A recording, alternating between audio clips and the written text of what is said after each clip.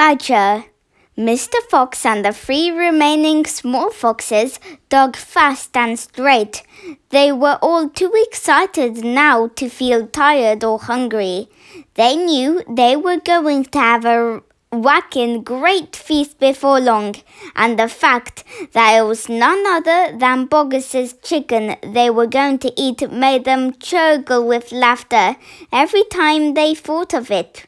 It was lovely to realize that while the fat farmer was sitting up there on the hill waiting for them to starve, he was also giving them dinner without knowing it.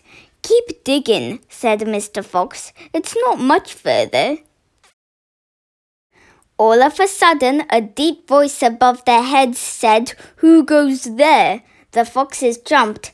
They looked up quickly and they saw, peeking through a small hole in the roof of the tunnel, a long black pointed furry face. "Badger!" cried Mr. Fox. "Foxy!" cried Badger. "My goodness me, I'm glad I found someone at last. I've been digging around in circles for 3 days and nights, and I haven't the foggiest idea where I am." Badger made the hole in the ceiling bigger and dropped down beside the foxes. A small badger, his son, dropped down after him. "Haven't you heard what's happening up on the hill?" Badger said excitedly. "It's chaos. Half of the wood has disappeared and there are men with guns all over the countryside. None of us can get out, even at night. We're all starving to death." "Who is we?" asked Mr. Fox.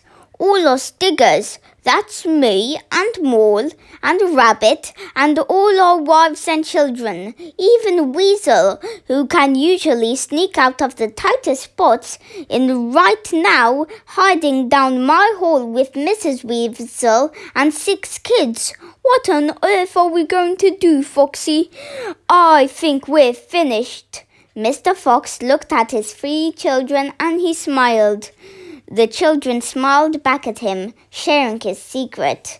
"My dear old Badger," he said, "this mess you're in is my fault."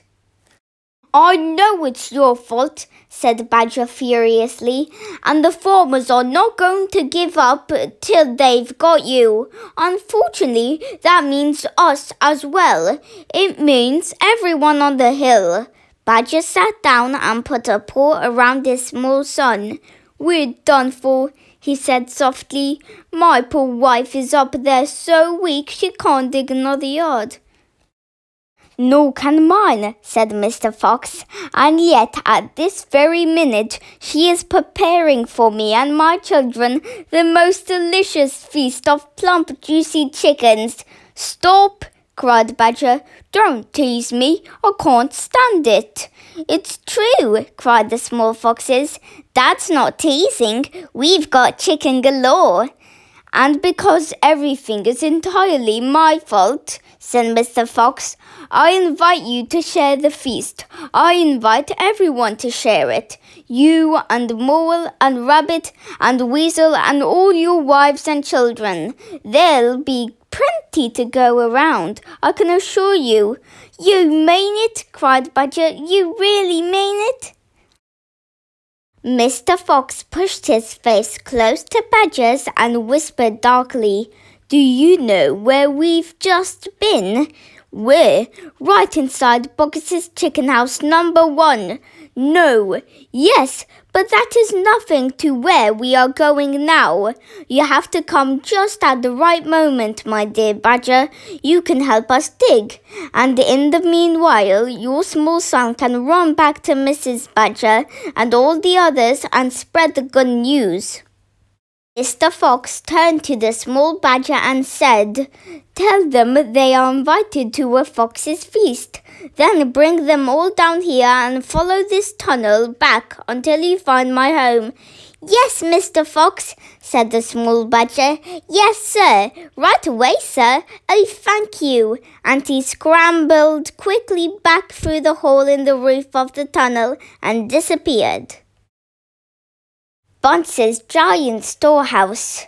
"My dear Foxy," cried Badger, "what in the world has happened to your tail?"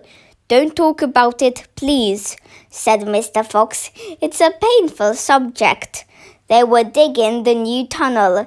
They dug on in silence. Badger was a great digger, and the tunnel went forward at a terrific pace now that he was lending a paw.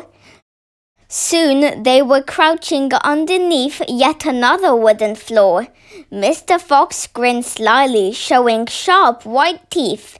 "If I am not mistaken, my dear Badger," he said, "we are now underneath the farm which belongs to that nasty little pot-bellied dwarf, Bunce." "We are, in fact, directly underneath the most interesting part of that farm. Ducks and geese," cried the small foxes, licking their lips. "Juicy, tender ducks and big fat geese." "Exactly," said Mr. Fox. "But how in the world can you know where we are?" asked Badger. Mr. Fox grinned again, showing even more white teeth. "Look," he said, "I know my way around these farms blindfold.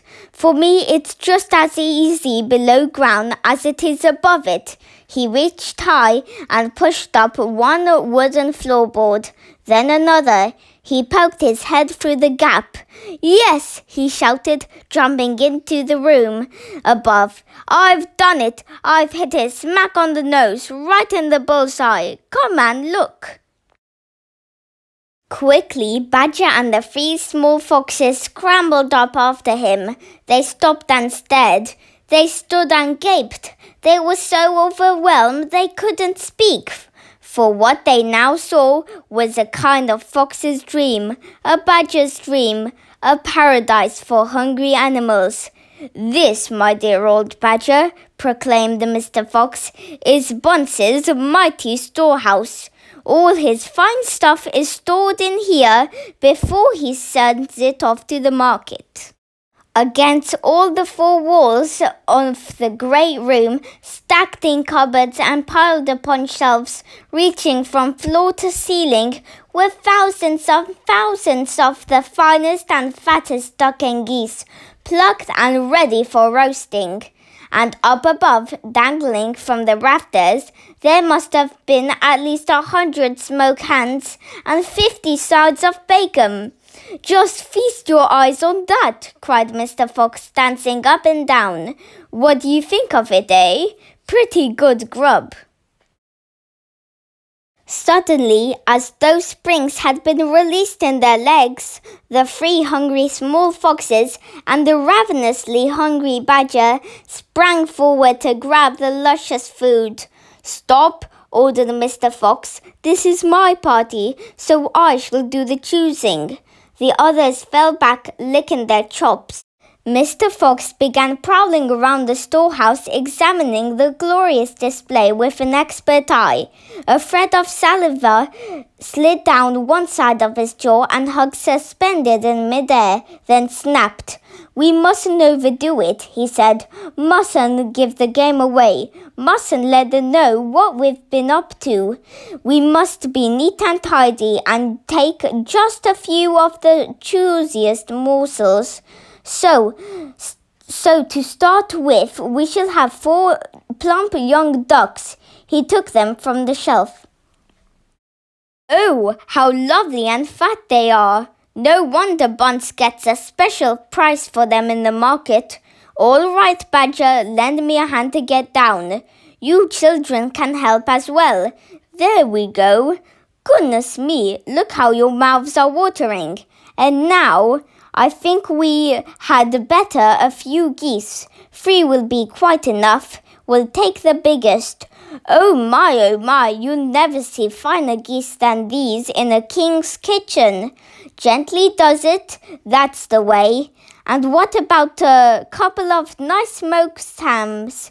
I adore smoked ham, don't you, Badger? Fetch me that step-ladder, will you please?" Mr. Fox climbed up the ladder and handed down 3 magnificent hams. "And do you like bacon, Badger?" "I'm mad about bacon," cried Badger, dancing with excitement. "Let's have a side of bacon, that big one up there." And carrots, Dad, said the smallest of the three foxes.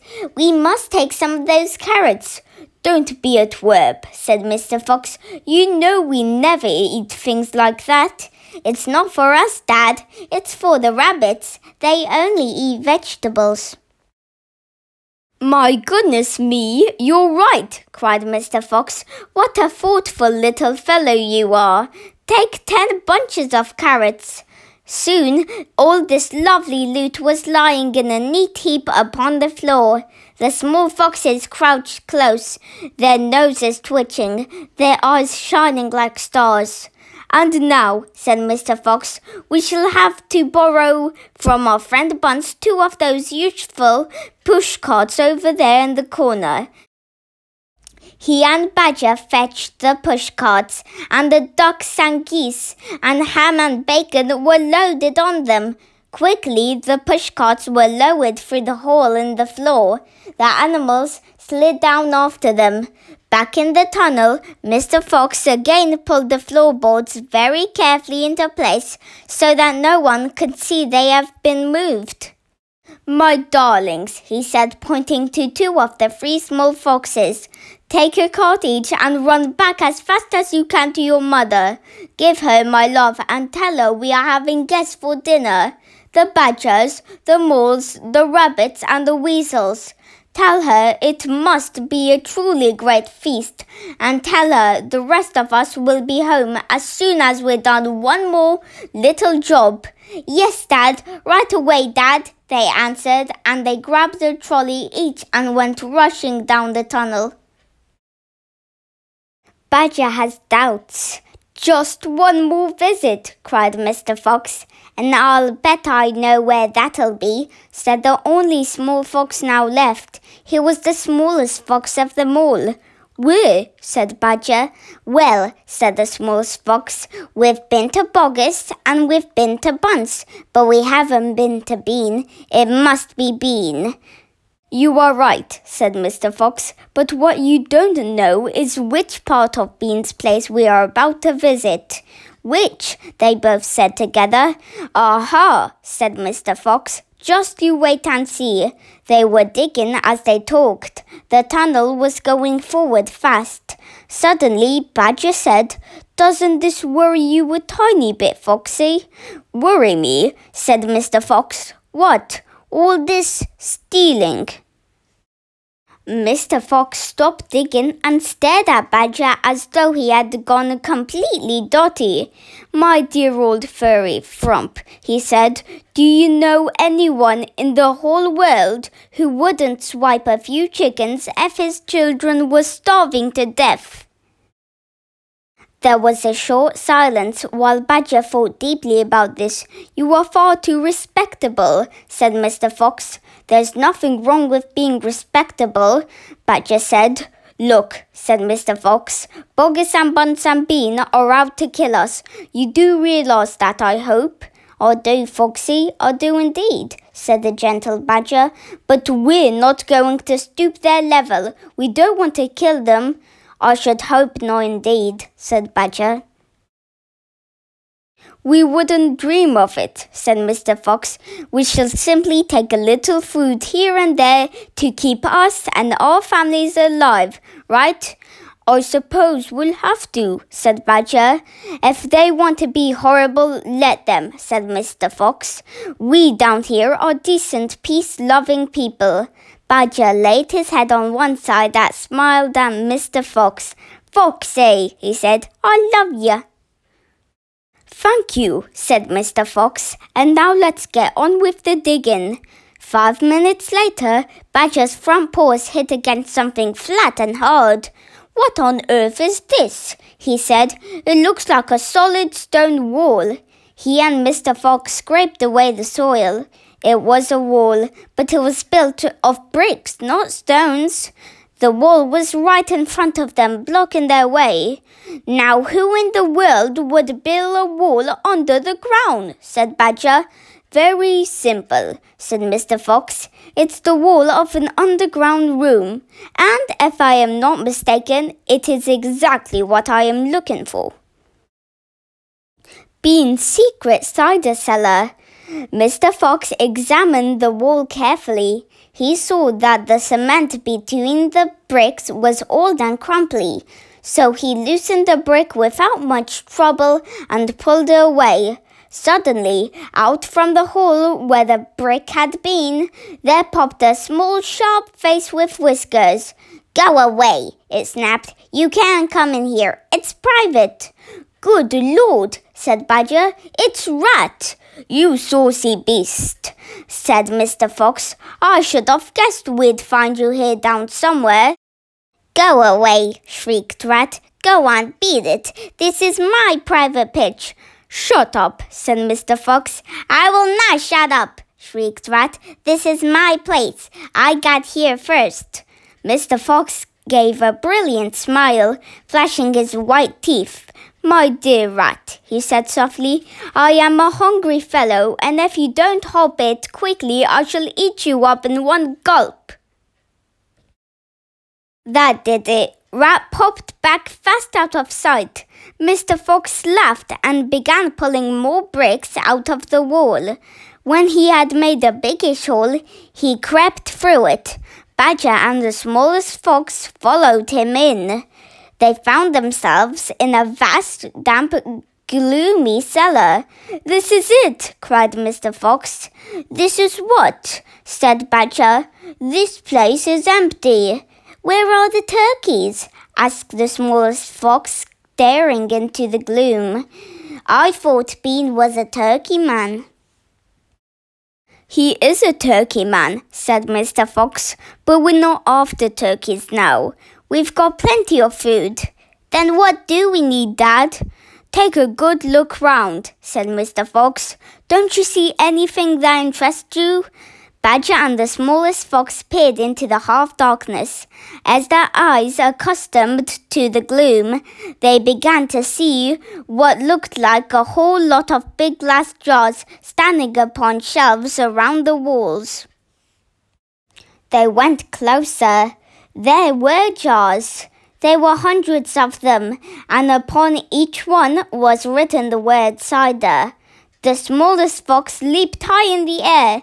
"Oh, Dad," he cried out, "look what I found. It's cider." "Exactly," said Mr. Fox. "Tremendous," shouted Badger. "Bean's secret cider cellar," said Mr. Fox. "But go carefully, my dears. Don't make a noise. This cellar is right underneath the farmhouse itself." "Cider," said Badger, "is especially good for badgers. We take it as medicine. 1 large glass 3 times a day with meals and another at bedtime." "It will make the feast into a banquet," said Mr. Fox. While they were talking, the smallest fox had sneaked a jar off the shelf and had taken a gulp. "Wow!" he gasped. "Wowee!" You must understand this was not the ordinary weak fizzy cider one buys in a store. It was the real stuff, a home-brewed fiery liquor that burned in your throat and boiled in your stomach. "Ah!" gasped the smallest fox. "This is some cider." "That's quite enough of that," said Mr. Fox, grabbing the jar and putting it to his own lips. He took a tremendous gulp. "It's miraculous," he whispered, fighting for breath. "It's fabulous. It's beautiful." "It's my turn," said Badger, taking the jar and tilting his head well back. The cider gurgled and bubbled down his throat. It's like melted gold," he gasped. "Oh, Foxy, it's like drinking sunbeams and rainbows." "You're poaching," shrieked Rat. "Put that down at once. There'll be none left for me."